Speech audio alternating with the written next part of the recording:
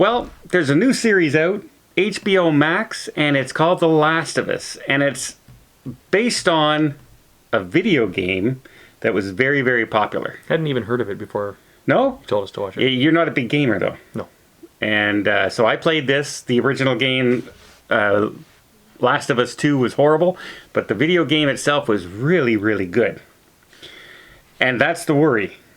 It's like all movies, right? Who makes a good video game adaptation Yeah, it's so easy into to a mess movie? up.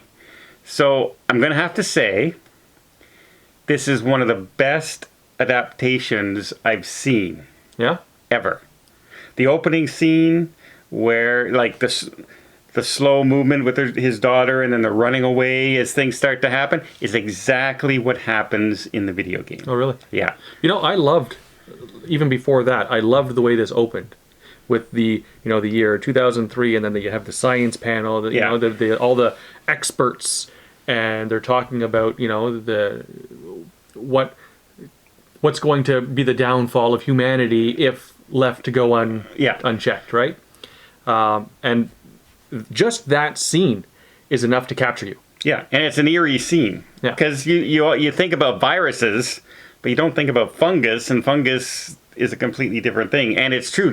They tell this story about a fungus that can infect an insect like an ant, and it actually changes the personality of the ant where it no longer is in control of its own body. Yeah. And that's a true fact. Yeah. And so if that ever happened to humans, it's kind of eerie. Yeah. Like just through evolution or whatever.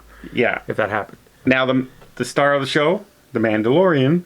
Yeah. Right? I like that. Yeah, Pascal is He's killing it. He's doing it good. Now, the character is slightly more subdued than in the game. Okay. And I've been reading some comments out there. So if you're a fan of the game and you're going to watch this, if you're a fan, a lot of people are going, it's slower than the game. Okay, but it's a TV series, first of all. The game is meant to have a little cutscene and then get you playing the game in the action. Mm-hmm.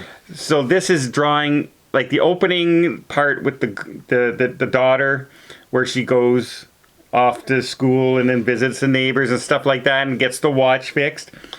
All that stuff isn't in the video game, right? But it's character building. Yeah. Well, you know what?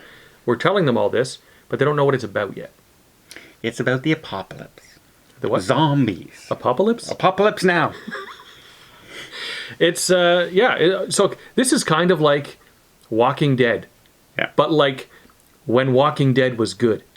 Right? Like the first season, that it reminded me of that completely. And if you were a fan of the first season of Walking Dead, you're going to enjoy this. Yeah, and it's basically a zombie show. Different types of zombies are going to be in this. We haven't seen it only in episode 1 so far. But it's, if you remember the movie World War Z. And they're not slow zombies. They're not slow, shambling zombies like this. They run at you and they'll throw themselves through things to get at you and all that. There was like an 80-year-old woman that was on her deathbed, and then she got infected and was like, she was running. Yeah. Now, there are horror aspects to this show, right? Definite horror. There is, but like other shows have been way worse. Oh yeah, but it's only episode 1. Yeah. Right. But what I meant to say is they did a good job in the horror. Like when the girl is doing something in the room and there's an old woman behind her that they go and see every day. She's like comatose, vegetable. She has to be fed and stuff like that. But all of a sudden her mouth kind of goes, but it's blurry in the background. It's like, you can see it happening, but you're not focused on her. Yeah. You're focused on the girl up close. And so, like, there was creepy aspects. Yeah. Absolutely. Okay. Now, we need a few of the main characters in the story. A lot of people are going to be saying, well, that character's not exactly the same in that.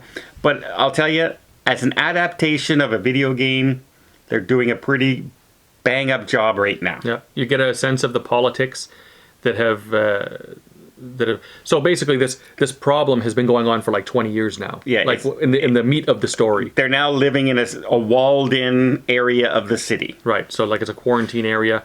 But you start to learn the politics of how things have developed, and Very- because the government has fallen apart. Yeah, and very military zone now. Right. So you got the military zone, and then you got a rebel faction that's sort of trying to disrupt things a little bit. But very interesting. Yeah, I'm intrigued so far. These things always worry me when I see them coming out, but right from the first episode, I'm ready to look at the second episode. Oh yeah, this is a show I can watch. Yeah, and that's not always been the case. A lot of the shows you watch it, and you go, okay. So I'm giving it a thumbs up. Yeah. I say definitely give it a shot if you can, and let's hope they continue with the story and keep it true, because the story in the game is what made the game so good. It wasn't the action of the story of the game; it was the story inside the game. And if they keep to that for the rest of the shows, I think we're going to have a big hit on our hands. Right on. All right. Until next time, let us know in the comments what you think. Are you going to give it a try? It's HBO Max. I wish it was on Netflix, because I think people would be talking about it all over the place if it was. But try and give it a watch and let us know in the comments down below. It's about the apocalypse.